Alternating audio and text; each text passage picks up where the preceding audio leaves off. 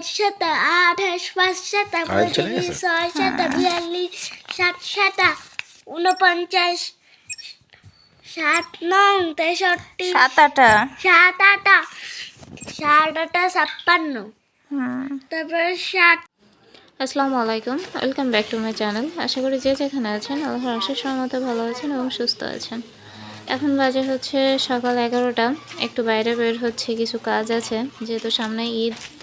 এখন তো বাজার ঘাটে কাজের কম থাকবে না, তো সেই উদ্দেশ্যে আর কি আমরা তিনজনে বের হচ্ছে। তো বাইরে প্রচুর পরিমাণে রোদ আর গরম, ক্যামেরা অন রাখা আসলে পসিবল না। তো বাজার থেকে আসার পরে আমি এই যে তানহাকে একটু প্রাইভেটে দিয়ে আসতে যাচ্ছি। এখনও বাইরে সেম অবস্থা, প্রচুর রোদ আর গরম, যেটার কারণে আমি বাজারে যেয়েও ক্যামেরা অন করতে পারিনি। তো যাই হোক, আজকে আমি আপনাদের সাথে একটা রান্না শেয়ার করব, আর সেটা হচ্ছে চিংড়ি মাছ ভুনা, যেটা আমরা সবাই কম বেশি পারি। আবার অনেকেই বলে যে চিংড়ি মাছ ভুনা করলে পারফেক্ট স্বাদ আসে না। অনেকে আবার বলে যে নারকেল ছাড়া নারকেলের স্বাদটা কিভাবে পাওয়া যায় চিংড়ি মাছ ভুনা করলে। তো আজকে আমি সেটাই আপনাদের সাথে শেয়ার করব। তো যাই হোক, ফার্স্টে আমি প্রায় আধা কাপ পরিমাণে পেঁয়াজ কুচি ভেজে নিয়েছি।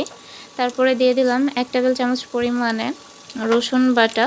তারপর দিয়ে দিলাম হাফ চামচ পরিমাণে আদা বাটা।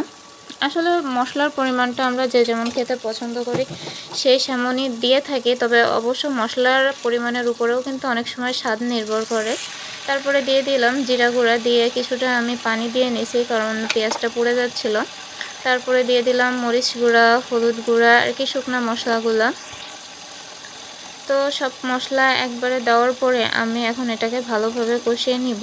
আর লবণটা কিন্তু আমি একবারেই দিয়ে দিচ্ছি না, কারণ আমি রান্নাটা মানে কিছুটা ভুনা ভুনা করব, আর আমি ইফতারির পরে রান্নাটা টেস্ট করে তারপরে লবণটা আর কি দিব।